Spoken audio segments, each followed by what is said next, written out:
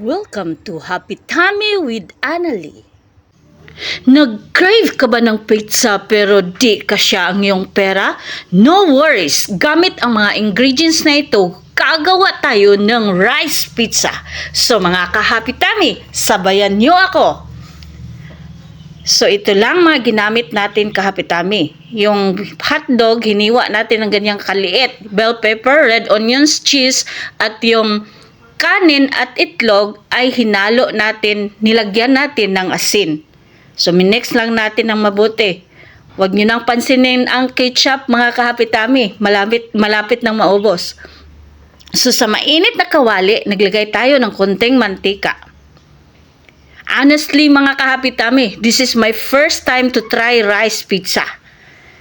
So tingnan natin kung maging successful ba ang pizza natin. So yung red onions ay palambutin natin. Pati na rin yung bell pepper mga ka-Happy Tummy, palambutin natin. Kayo mga ka-Happy Tummy, lagi ba kayong nakakabili ng pizza? Well, kami dito sa bahay, hindi kami laging nakabili ng pizza kasi that is expensive snacks for us. So, ito na yung bell pepper.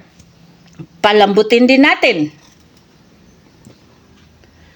Simple lang pala ang solusyon mga ka-Happy Tummy. Kung nagka-crave tayo ng pizza tapos di kaya sa bulsa, pwede lang pala tayong gagawa ng pizza gamit ang bahaw or yung natirang kanin.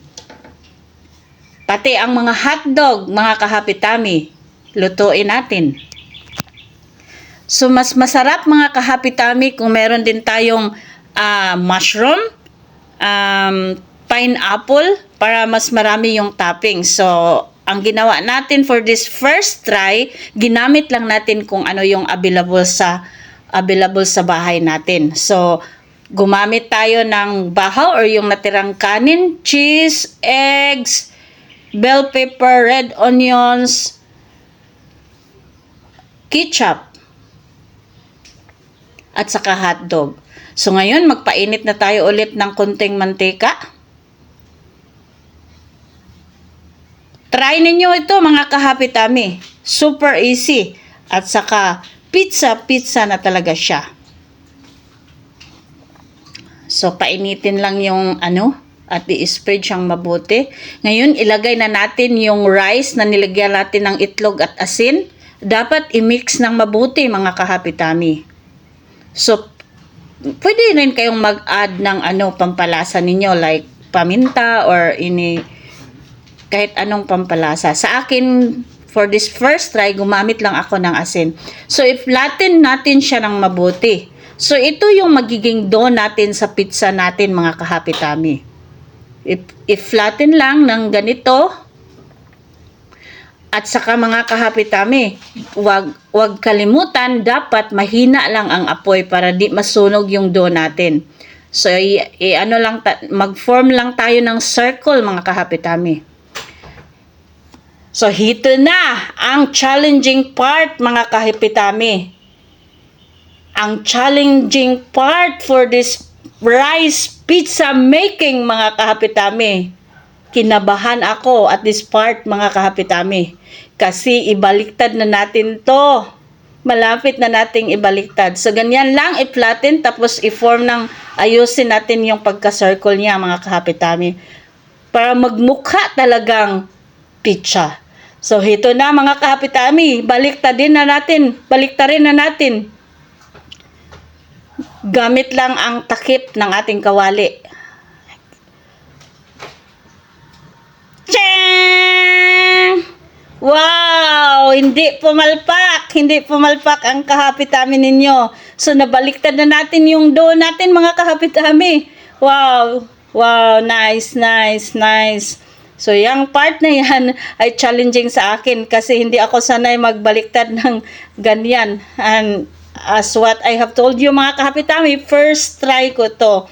So, natin ulit sa mahinang apoy. Isa lang natin sa mahinang apoy mga ka-Happy Tummy. Wow! So, yan na siya mga ka-Happy Tummy. dapat wag kalimutan, dapat sobrang hina lang ang apoy. This time, mag-add na tayo ng ketchup. Malapit nang maubos ang ketchup namin mga kahapitami. Kaya kung napansin nyo kanina, tinuwad-tuwad na namin. Tinuwad-tuwad ko na mga kahapitami. Binaliktad ko na para makuha natin yung nasa bottom ng bottle. So, ganyan lang. I-spread lang sa ating dough ang ating konting ketchup. Wow. Tapos i-add natin ang cheese. So mas masarap kung maraming cheese mga kahapitami. So on our next try, damihan natin ang cheese at saka toppings.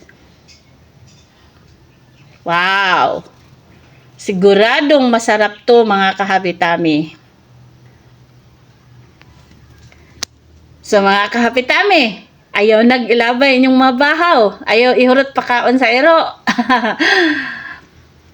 Wag na kayong mag-alala kung may mga tirang kanin kayo kasi meron na tayong ideya kung anong gawin natin. Kailangan lang natin time at saka yung yung alam niyo na, yung dapat kasi nakakabagod kasi magluto lalo na pag nagtatrabaho ka. So, i-add na natin ang mga toppings, yung bell pepper. Lahat ng toppings, mag-add na tayo. So, wag kalimutan mga kahapitami, naka-on yung stove. Sa mahinang apoy lang.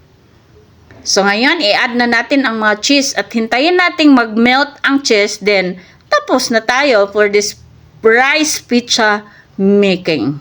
Wow! Wow! So, pwede ninyong ramihan yung cheese ninyo, mga kahapitami, ha? Wow! Ang sarap nito, mga kahapitami. Sold na ang merienda natin nito. Sold na, sold na. So, sa amin, mga kahapitami, bihira lang kaming bumili ng pizza kasi, mahal yan sa amin. Pag magmerienda kasi kami, yung 50 pesos na tinapay, okay na yon kasi nakakabusog na yung 2 tinapay pa lang. Pero ngayon, may technique na tayo. So mga kapitami, mag-add pa tayo ng konting cheese. Kung maraming cheese available sa bahay ninyo, mas masarap kung damihan ninyo. Tapos ipamelt lang natin, din tapos na tayo. Heto na ang ating rice pizza. Ang sarap nito. Thank you for watching mga kahapitami. Di pumalpak ang kahapitami ninyo. Wow! Wow! Ang sarap nito. Wow! Heto na siya. Thank you for watching. Oh, gutom na. Gutom na. Kain na tayo.